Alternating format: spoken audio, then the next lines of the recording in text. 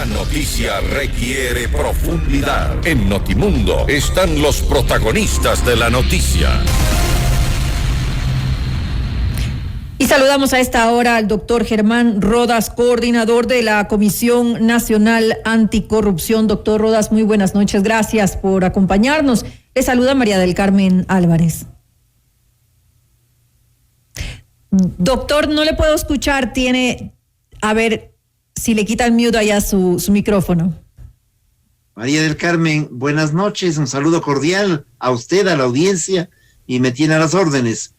Gracias, doctor Rodas. Como lo dije hace un momento, pues se ha firmado este decreto. De hecho, es uno de los primeros decretos que firmó el presidente Guillermo Lasso, que es el de normas de comportamiento ético gubernamental. Así es el nombre del decreto, al cual pues deben someterse todos los funcionarios del Ejecutivo. Analicemos un poco de qué trata este decreto y qué importancia puede tener lo que se dispone dentro del mismo. Este documento recoge una serie de recomendaciones que muchas de ellas son normas no solo éticas, sino que son normas jurídicas establecidas ya en el país. Uh-huh. De tal suerte que es una especie de recordatorio para el sector público, básicamente para los funcionarios del Ejecutivo, en relación a cómo deben proceder sin utilizar inadecuadamente los recursos, sin favorecer contratos a terceros que sean cercanos a ellos, evidentemente sin ubicar en los cargos en base a presiones, etcétera, etcétera. A mí me parecen recomendaciones importantes al inicio de una gestión de gobierno. Uh-huh. Pero yo quisiera agregar algo. ¿A qué punto llegó el país que el presidente Lasso se ve obligado casi a recordarles a los funcionarios públicos normas elementales? No es culpa de aquellos que llegan. Este es el resultado y también puede ser el correctivo de una conducta que ciertamente dejó mucho que desear. Porque pedirles que no utilicen los bienes públicos casi es un tema de perogrullo, pero teníamos que hacerlo porque fuimos testigos como en los últimos 3 lustros, pues aquello no ocurría. De tal manera que me parece un asunto importante, uh-huh, pero hay elementos de fondo que todavía deben implementarse para que efectivamente la ética sea una conducta permanente en toda la administración pública. Ahora, como usted lo acaba de decir, se trata simplemente de un recordatorio. Son normas que ya están establecidas en el país y que pues obviamente está bien, es un avance, es una manera por lo menos de entender que se está tratando desde el inicio de velar por que no hayan actos que puedan llevar a corrupción, que es uno de los principales problemas aquí en nuestro país. Pero ¿qué falta? Este asunto de fondo que usted menciona hace un momento, ¿qué falta por hacer? ¿Qué en realidad debería darse para evitar que puedan darse, digamos, más actos de corrupción? Yo creo que estamos en un punto de inflexión con la finalidad de actuar de manera acelerada y tajante respecto de aquellos que corrompieron al país. Y hay cosas que evidentemente no dependen de la función ejecutiva, dependen del Estado en su conjunto. Uh-huh. Pero es importante que la función ejecutiva dé muestras de una acción política en favor de temas como el que estamos comentando, pero además que tenga la voluntad, por ejemplo, de establecer mecanismos idóneos para seguir en la búsqueda de los recursos que se robaron. Yo creo que en aquello no se puede descansar. Me parece es indispensable. Es importante que la función ejecutiva dote de recursos a otras funciones como la judicial y también a fiscalía, para que no haya el pretexto de que a falta de fiscales o a falta de sueldos adecuados, inclusive en estos personajes, no se hacen acciones importantes.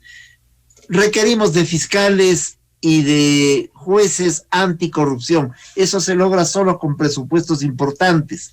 Se vuelve indispensable que en el Ministerio de Educación se asuma el comportamiento agresivo de la formación entre los estudiantes, de allí sí códigos de ética indispensables para que la población estudiantil pueda comprender sus niveles de compromiso, pero no solamente en el nivel educativo formal, también hay que hacerlo en el nivel educativo informal, en los clubes barriales, en las cooperativas, en los centros deportivos, en las comunidades de base, etcétera. Es un trabajo de formación, por lo tanto. Es indispensable ir a la consulta popular también para saber si ese Consejo de Participación Ciudadana debe o no existir, porque su tarea de lucha anticorrupción es nula y porque además la sociedad no necesita estar estatizada para la existencia de este organismo. De tal manera que hay que comenzar a trabajar en algo que nosotros denominamos un sistema nacional anticorrupción. Pero además, lo venimos planteando también, la posibilidad de que se establezca una norma, una ley que proteja la denuncia y proteja al denunciante en concreto. No proteja la denuncia, sino al denunciante. Esto va a favorecer. No estoy pensando en la Comisión Nacional Anticorrupción, estoy pensando que hay muchos ciudadanos, inclusive en el sector público y privado, que tienen el interés de denunciar, pero que no tienen protección como tales. Esta experiencia de la que estoy hablando no es para generar una sociedad en la cual la denuncia sea una acción permanente y concreta para hacer daño. No, hay que especificar los momentos adecuados de aquello. Pero es una fórmula que ya se ha utilizado en varios países, entre ellos en Paraguay, entre ellos en Argentina, y además hay convenciones internacionales que recomiendan estas normas, que es importante de una forma también de frenar a la corrupción. Es decir, hacer frente a esta problemática como la corrupción que vivimos en nuestro país debe ser abordada de una forma integral, empezando desde los más pequeños, es decir, como usted lo mencionaba hace un momento, tomando en cuenta que se debería analizar la malla curricular para también introducir estos valores éticos para que los niños crezcan conociéndolos, para que crezcan practicándolos, y desde ahí iniciamos, ¿no? Es importante tomar esto en cuenta. Ahora, hay ciertos puntos que deberíamos analizar, como son, por ejemplo, puntos donde se dan muchos actos de corrupción y que también tal vez, no sé cómo lo considera usted, deberían ser tomados en cuenta por el Ejecutivo. Por ejemplo, los procesos de contratación.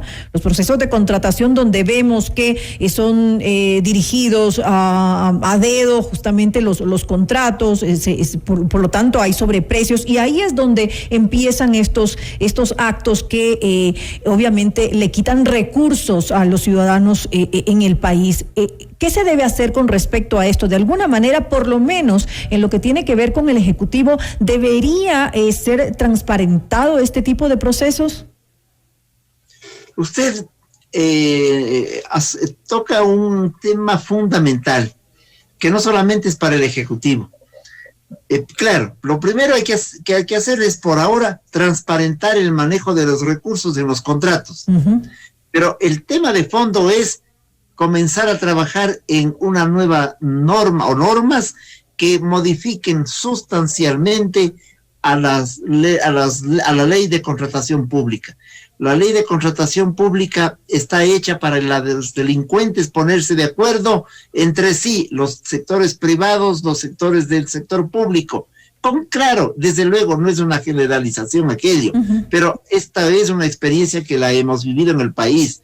Hay que modificar de manera fundamental la ley de contratación pública elaborada como traje a la medida precisamente para el delito.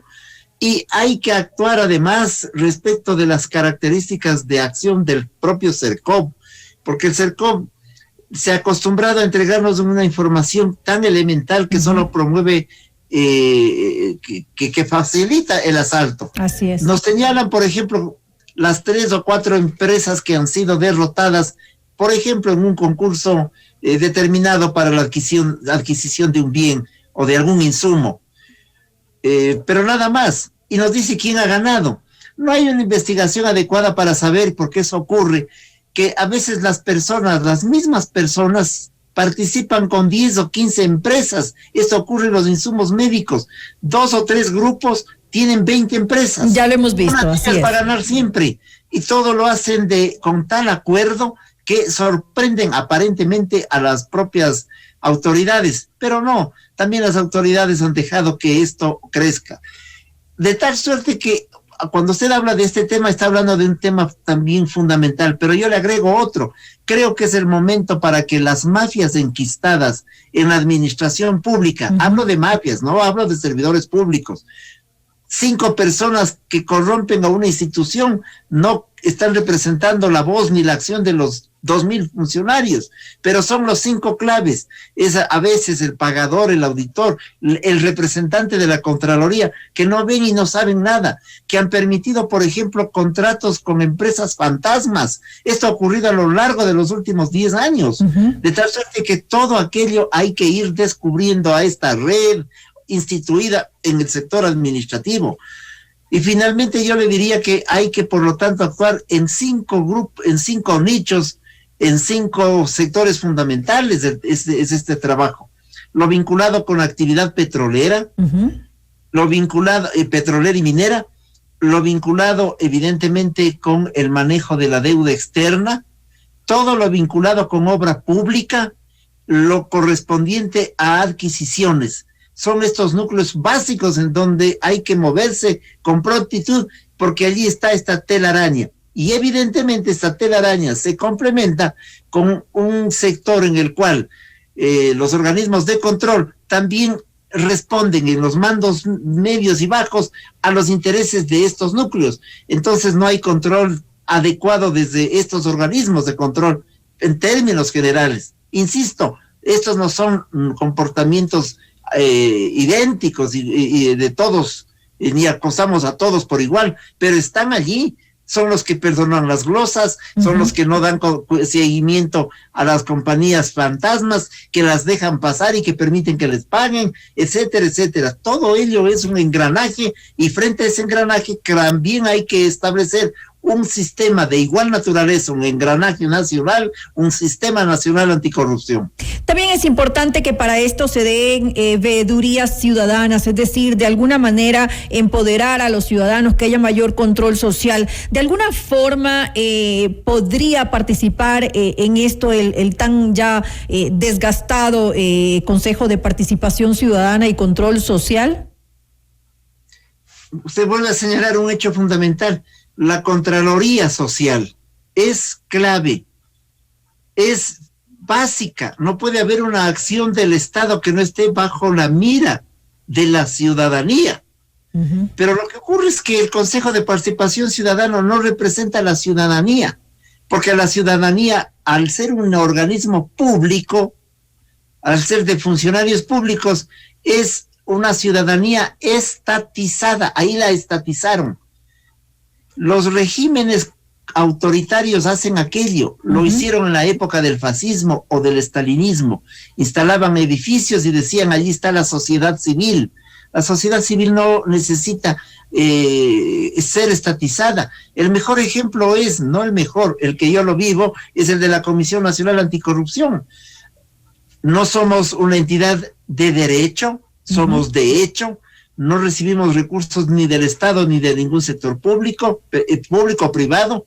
Nos movemos con nuestras propias dificultades, con nuestros propios ritmos, porque no tenemos ni una secretaria para actuar, pero lo que hacemos es Contraloría Social, de tal suerte que eso le corresponde a la sociedad. Hay que multiplicar este tipo de gestiones. Por eso hemos ido constituyendo núcleos provinciales con esta perspectiva. El periodismo de investigación, de tal manera que todo eso confluye, pero el Estado cuidarse a sí mismo es muy complicado. Siempre la comparación de el gato cuidando la despensa hay que hacernos pensar respecto del Consejo de Participación Ciudadana, que en estos tantos lustros no ha tenido más de 3 o 4 denuncias. Y de ellas las más importantes fueron en la época de la transición, porque Julio César Trujillo y María Arboleda, que ya fallecieron, recogieron la información de la Comisión Nacional Anticorrupción, porque eran miembros de la comisión, y volcaron toda esa información y la llevaron a Fiscalía. los otros temas, o muchísimos de los otros temas, los hemos presentado nosotros como denunciantes.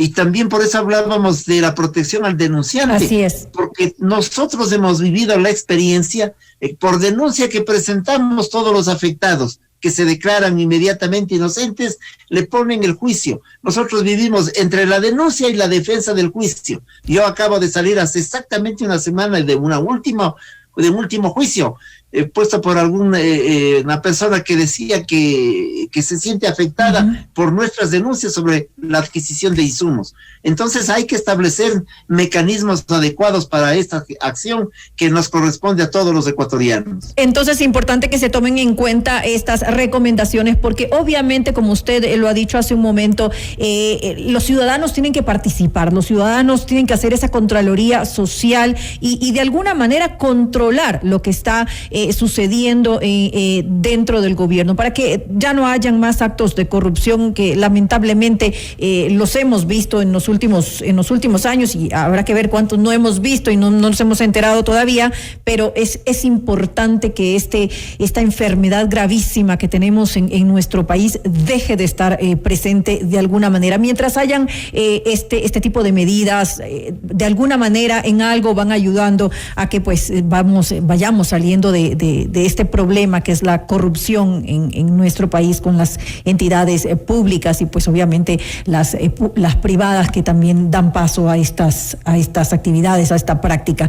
Le quiero agradecer al doctor Germán Rodas, él es coordinador de la Comisión Nacional Anticorrupción, por habernos acompañado en esta entrevista. Doctor. A usted, muchas gracias por la invitación, siempre las órdenes, un saludo cordial, buenas noches a usted y a la audiencia. Muy buenas noches.